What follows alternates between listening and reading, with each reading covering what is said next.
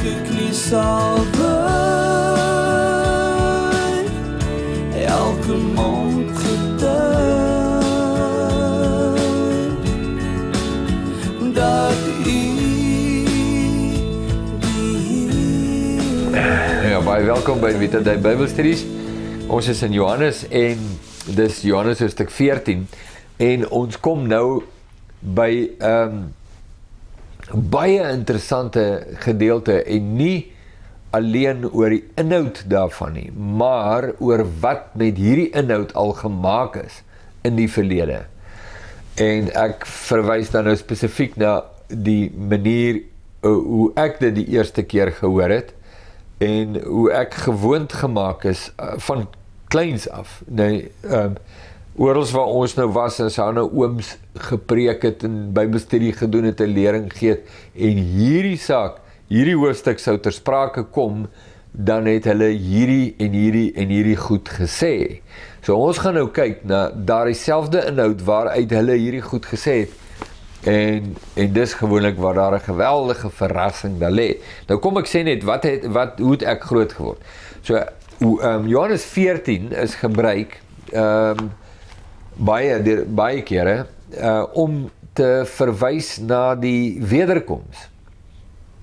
Nou, jy kan nie die wederkoms uitsluit uit Johannes 14, jy kan dit nie doen, jy kan dit baie weinig doen met 'n teks, nee, maar dit is nie die primêre fokus van Johannes 14 nie. Die primêre fokus van Johannes 14 is nie die wederkoms nie, en dis die belangrike ding om raak te sien. Kan nie die wederkoms uitsluit nie, want op die ou einde is alles van dit ingesluit, in elk geval, in die prentjie van God, maar is nie die primêre fokus nie. So, daar is nou baie gesê, in die huis van my vader is daar baie wonings, bedoelende, was die verstaan dan nou, dat daar is huise in die hemel. Nee, so die stuk praat glad nie van die hemel nie. Het praat van die Vader. So miskien iets oor dit ook sê, maar ons het hoe ek hom nou gehoor het, hierdie is nou die wederkoms, en dis die hemel, en daar's huise in die hemel.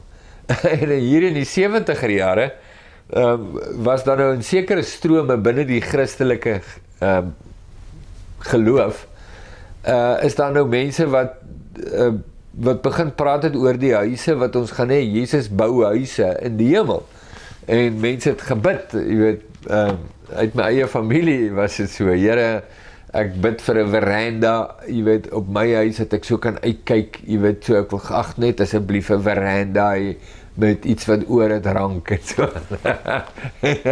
En jy ja, dit is snaaks, en die mense was opreg, hulle het nie probeer snaaks wees of dwars wees nie, hulle was opreg, maar hulle het hierdie skrif heeltemal verkeerd verstaan, en dit het 'n verkeerde geloof by hulle gebring, en met wat dan lei tot verkeerde uitlatings en idees en definisies en sovoorts.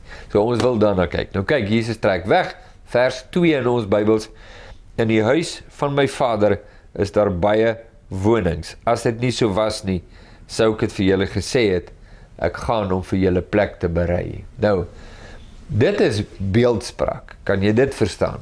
Nee, Jesus vertel iets van die Vader en die Seun aan die disippels, en hy gebruik 'n manier van kommunikeer waarmee hulle kan identifiseer. As jy dit kan aanvaar. So in die huis van my vader, daar waar my vader is daar baie plek. Ek gaan om vir julle plek te berei. Nou, die gaan waarvan Jesus praat, in konteks gesien van hoofstuk 13, wel, kom ons sluit 12 in, nee, die paar dae voor hierdie gesprek. Hoofstuk 12, hoofstuk 13 en waar ons nou trek, dan verstaan jy dat die gaan waarvan Jesus praat, is die gaan kruis toe. Nie die gaan hemelvaart nie, nee. So jy moet dit raak sien. Dit is baie belangrik, want die teks en die konteks dikteer die betekenis. So dis hoe ons dit kry. Ek gaan nou, julle kan nie saam, maar waar gaan jy nou heen? Ek is besig om te gaan. Julle kan nie gaan waar ek gaan nie. Waar gaan jy heen? Ek gaan kruis toe en doderyk toe. Dis waarheen ek nou gaan. Nee, en so dis die konteks van die gaan. So Jesus sê, ek gaan om vir julle plek te berei. Nou hoe het Jesus vir ons plek berei? Daar is nie vir ons plek by die Vader nie. Daar's baie plek by die Vader, maar nie vir ons nie. Daar's baie ruimte by die Vader, maar nie vir ons nie. Dis 'n ruimte wat bewoon word deur die Vader en die Seun en die Heilige Gees. Beskryf die Bybel, dit die mees eksklusiewe plek in die heelal. Dis ruim, maar daar's nie plek vir ons nie. Hoekom nie? Want ons rebelleer teen God. Ons is onrein, hy is rein, ons is onheilig, hy is heilig. Hierdie twee sit nie by mekaar nie. Ons is in die duisternis, hy is in die lig. Daar's nie, hierdie twee kan nie saam sit nie. Die een gaan soontoe en die ander een gaan soontoe. Hulle kan nie saam gaan nie, tensy een van hulle ophou gaan in die rigting wat hy gaan, en God kan nie ophou gaan in die rigting waarin hy gaan nie. Die een wat moet verander is ons, daarom moet ons bekeer en nie God nie. So daar is nie vir ons plek nie. Jesus gaan om vir ons plek te berei, en sonde keer ons, diskwalifiseer ons, sodat ons uitgewerp word. Hoe gaan Jesus plek berei? Wel, die kruis doen dit. Alhoewel in Handelinge hulle nooit die kruis gepreek het nie.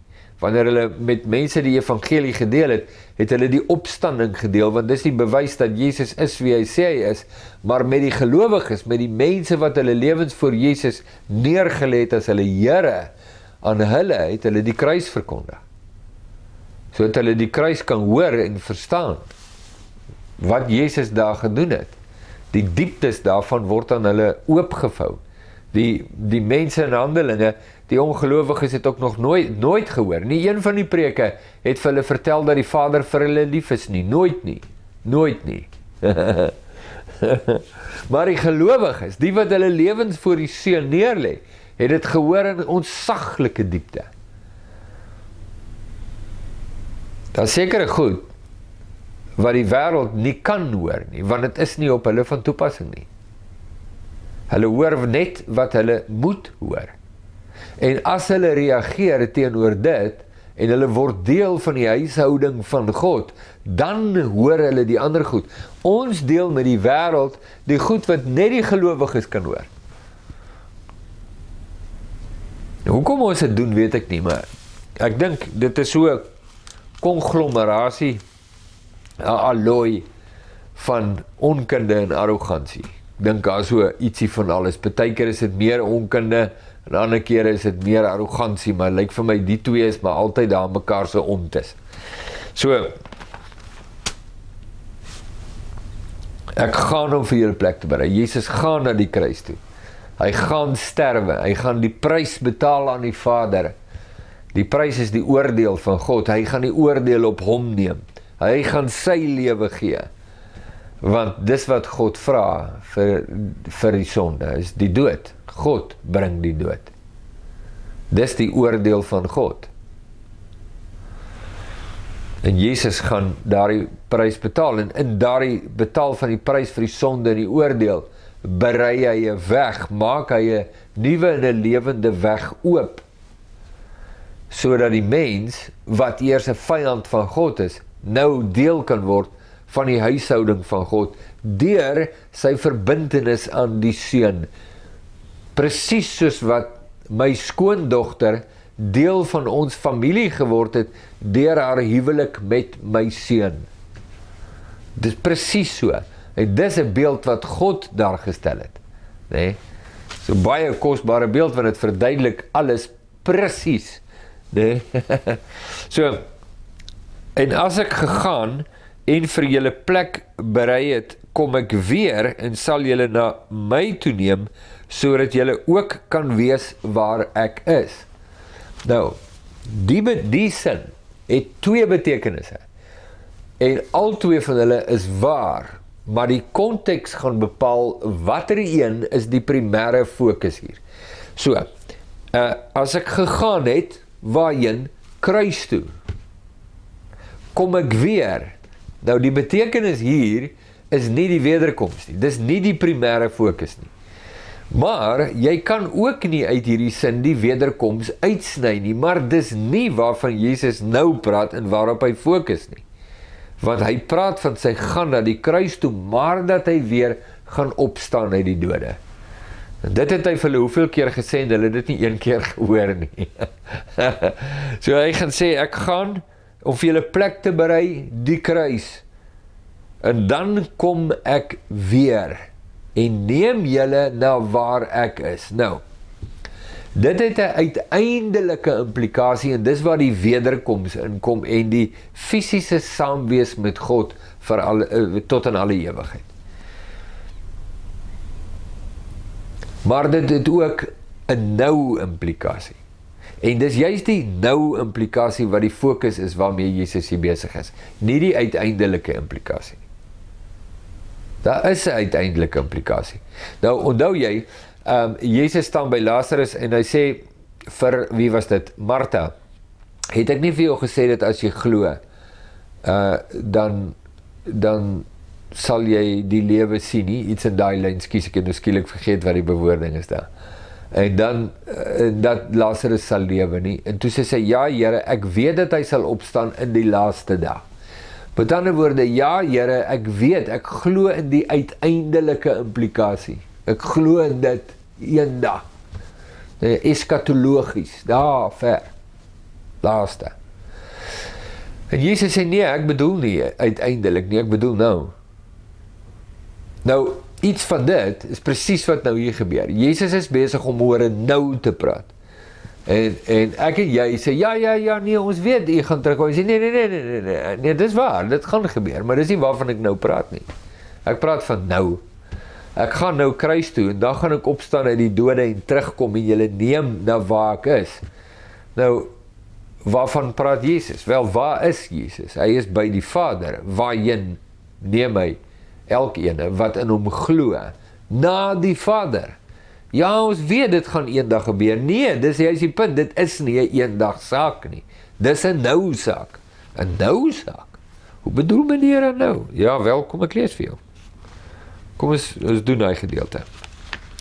As julle dan saam met Christus opgewek is, jy kan raai waar dit staan. So hy kom terug, en vat ons word saam met hom opgewek. Nou, praat nie van een dag nie. Hier praat Paulus met hierdie gelowiges wat nou lewe. En hy sê, as julle dan saam met hom opgewek is, nie opgewek gaan word nie, opgewek is.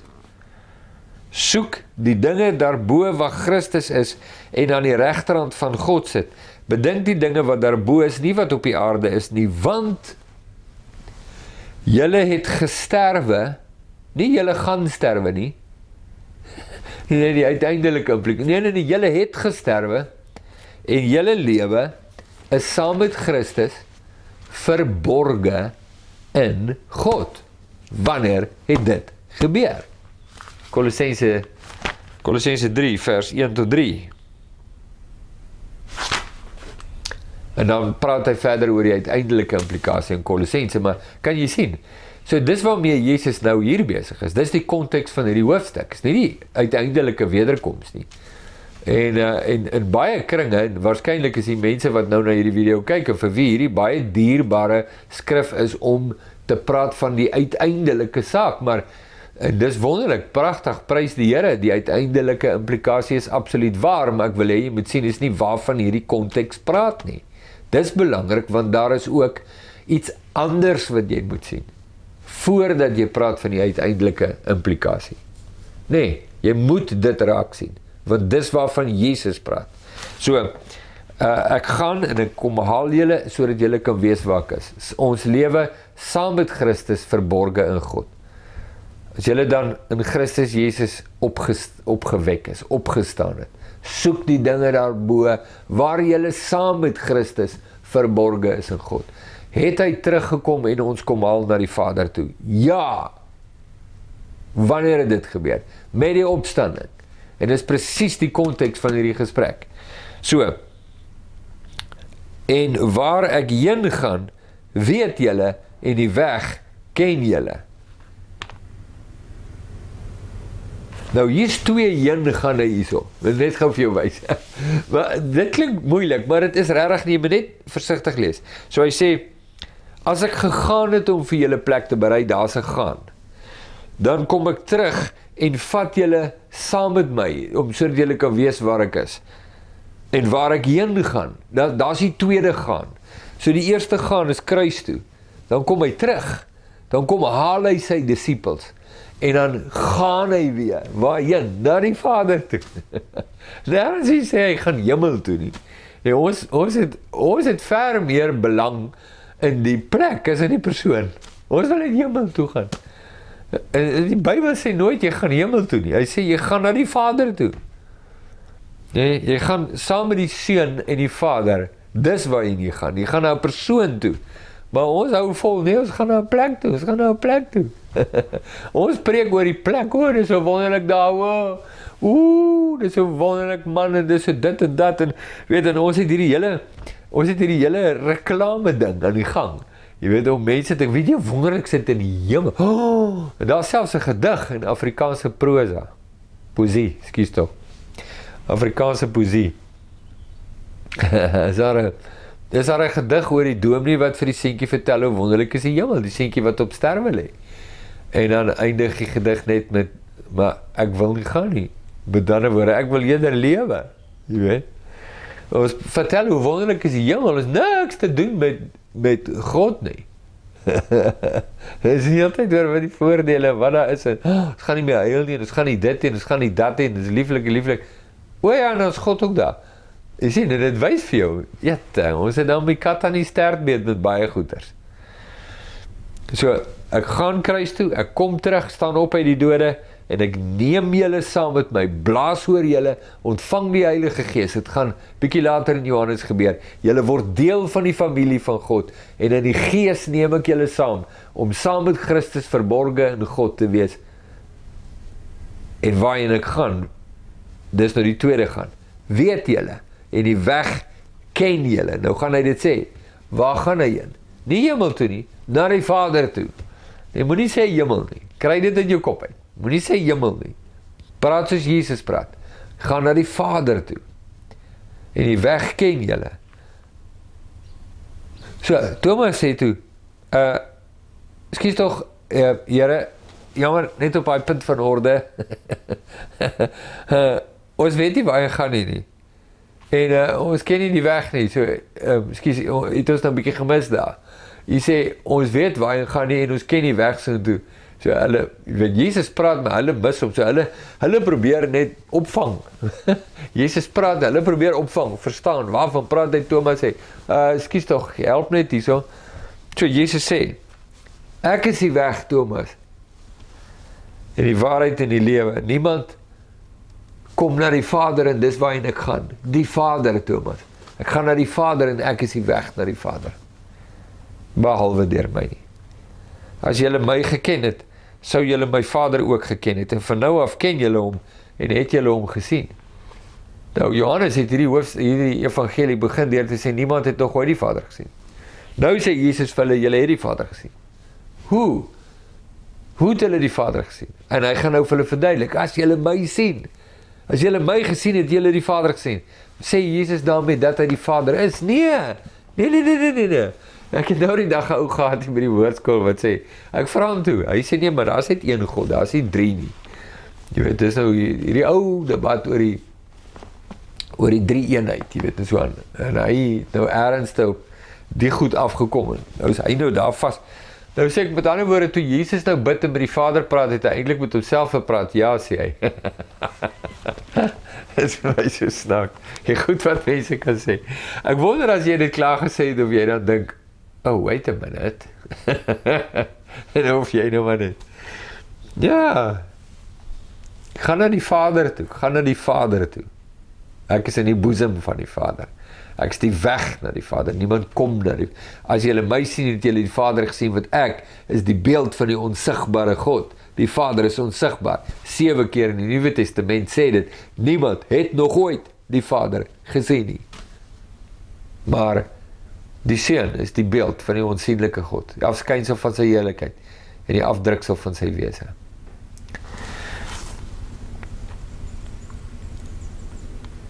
Filippus sê vir hom, Here, toon ons die Vader en dis vir ons genoeg. Jesus sê, ek is so lank al by julle en julle het my nie geken nie. Hy wat my gesien het die Vader gesien.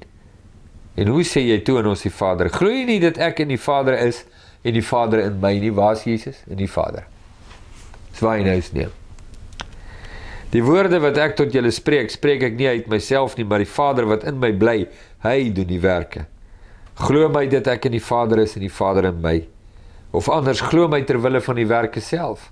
Jesus het nou hierdie baie belangrike gesprek. Hy het hierdie gesprek gehad met die Jode, buite die disippels, met die Jode en vir hulle gesê, as julle my nie glo ten minste die werke wat ek doen. Hier sê hy dit nou vir sy disippels, nee? Hoe interessant is dit? Selfe gesprek nou met die disippels.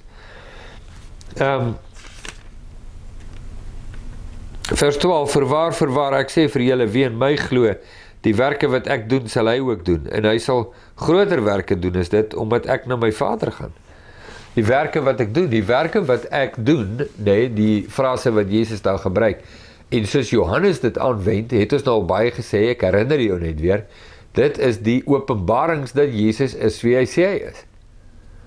Openbaar dat Jesus is wie hy sê hy is. So die werke wat hy doen, wat hy ook al doen, en of hy preek en of daar wonderwerke is, dit openbaar die heerlikheid en identiteit van Jesus, dis wat gebeur, en later ook in die apostelse bediening, soos wat ons in Handelinge sien, het hulle ook die werke van God op daardie manier en in daardie formaat gedoen. Het God met hulle saamgewerk en die woord oor Jesus bevestig. En want die werke wat dan gebeur, reflekteer terug na Jesus toe, nie die apostels nie. Petrus en Johannes sê vir die mense in Handelinge 3, dink julle dis deur ons godsvrug en geestelikheid, dat hierdie man wat lam was nou kan loop? Dis nie waar nie. En dan begin hy preek oor Jesus, dis Jesus, met ander woorde, Paulus verstaan wat sy werk is. Sy werk is om Jesus te verheerlik, en Jesus op te hef, nie homself nie. Dis nie homself nie, die werke wat jy doen is nie daar om eer in jou te bring, hoe fantasties, hoe geestelik en hoe dit en dat is jy nie, dis daar om Jesus te accentueer. So Jesus sê vir hulle, maar julle, dit gaan julle ook te beurt val. Julle gaan sien, dieselfde Vader wat met my in hierdie sending is, sal julle ook belewe, dat ek en die Vader saam met julle gaan wees. Nou hy gaan dit nou sê, en ons sal na julle toe kom en by julle woning maak. Gaan dit in hierdie hoofstuk sê. Nee, so jy hoor hoe Jesus vir hulle hierdie verstommende goeie sê. En wat julle ook al in my naam mag vra, dit sal ek doen, sodat die Vader en die Seun verheerlik kan word. Wat julle ook al in my naam mag vra, nee, nou daar is 'n paar verse in die Nuwe Testament, uit die mond van Jesus en later uit die pen van die apostels soos Johannes, waar hierdie weer na vore kom, wat julle ook al in my naam mag vra, dit sal ek doen. Maar nou, hier is die belangrike ding, om in die naam van Jesus te vra, beteken nie soos die sacred name mense sê, dit moet nou die Hebreëse naam, dit is glad nie wat dit beteken nie, en om in daai rigting te gaan is net absoluut vrugteloos en onkundig. Dit is glad nie wat dit beteken nie. Tweede ding wat dit nie beteken nie is, jy vra wat jy ook al wil hê, en dan sê jy net, en ek vra dit in Jesus naam. Dis ook nie wat dit beteken nie. So wat ook al, Here, ek wil asseblief oorseese vakansie hê, en ek vra dit in Jesus naam. Ok, daar het jy dit nou gevra, Jesus sê, omdat jy dit so vra, dis die formule, dan sal jy dit kry. Nee, dis glad nie wat Jesus sê nie, ook nie dit nie. So wat beteken dit om te vra in die naam van Jesus? Die eerste belangrikste ding wat jy moet sê, wanneer jy dit sê, is dat jy staan onder die gesag van Jesus. Wat julle ook al vra, onder my gesag, onderwerp aan my gesag, sal julle kry.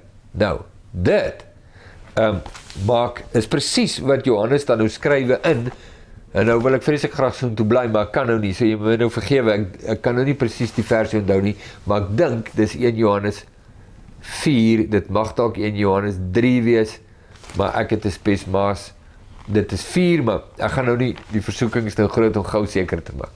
Maar toe maar wat, jy sal dit maklik kry, of dalk weet jy sommer al klaar waar dit staan. Dis die vrymoedigheid wat ons voor God het, skryf Johannes, dat ons ontvang wat ons vra, volgens sy wil. En dis wat dit beteken om in die naam van Jesus te vra. Onder die gesag van Jesus. Ek onderwerp my aan die gesag van Jesus en laat toe dat sy gesag my denke vorm en snoei.